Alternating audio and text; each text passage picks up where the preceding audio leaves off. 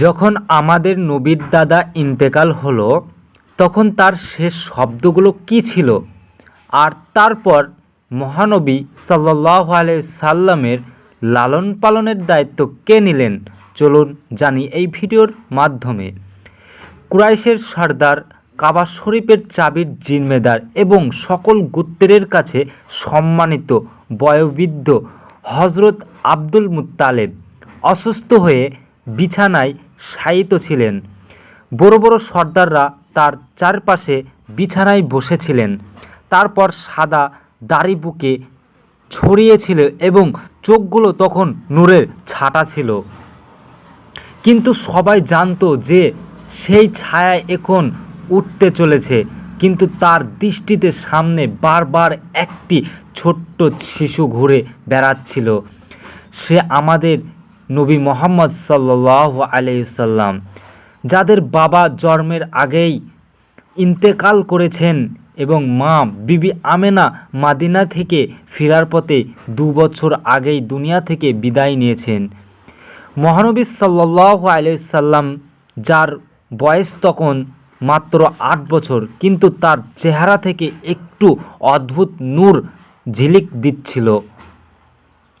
হজরত আব্দুল মুত্তালেব তার পুত্র মোহাম্মদ সাল্লাল্লাহু আলাইহি সাল্লামকে কাছে ডাকলেন, মাথায় হাত বুলালেন, আদর করে বুকে জড়িয়ে নিলেন এবং ধীর কণ্ঠে বললেন, এই শিশুটি অন্যদের চেয়ে আলাদা।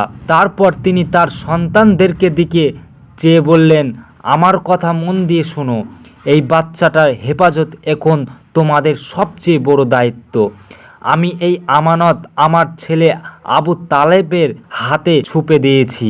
এটা শুনতেই হজরত আবু তালেবের চোখ থেকে পানি ঝরল। আবু তালেব খুব টানাটানির মধ্যে জীবন কাটাতেন। ধন সম্পদ তেমন ছিল না, কিন্তু তার হৃদয় ছিল বিশাল। তিনি তার বাবাকে বললেন, আব্বাজান, আপনি নিশ্চিত থাকুন, আমি এই বাচ্চাটার হেফাজত আমার নিজের প্রাণের চেয়েও বেশি করব। কিছুদিন পর সেই সময়টা এলো যখন মক্কাবাসী আর একটি বড় শোক দেখল। হজরত আব্দুল মুত্তালেবের ইন্তেকাল হয়ে গেল।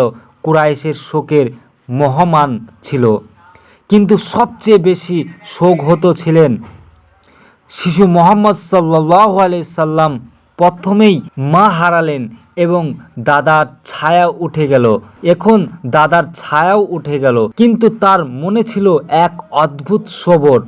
আল্লাহ তাআলা তার প্রিয় নবীকে এই কষ্টে দিয়েছিলেন যাতে উম্মতের সবর ও ভরসা শিক্ষা পায়। হজরত আবু তালেব তার প্রাণের চেয়েও বেশি করে মহানবী সাল্লাল্লাহু আলাইহি সাল্লামকে লালন পালন করেছেন। একদিন বাড়িতে অল্প কিছু খাবার তৈরি হয়েছিল, যার মাত্র 2-3 জনের খেতে পারত।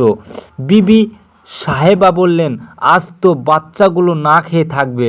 কিন্তু আবু তালেব মহানবী সাল্লাল্লাহু আলাইহি সাল্লামের কাছে বসে বললেন, বেটা, তুমি আমাদের সঙ্গে খাও। তিনি বিসমিল্লাহ পড়ে খাওয়া শুরু করলেন। সেই সামান্য খাবার বাড়তে লাগলো। সব বাচ্চারা পেট ভরে খেলো, ঘর আলারাও খেলেন, তবুও খাবার অবশিষ্ট রইল। এই হলো আমার প্রিয় নবীর বরকত।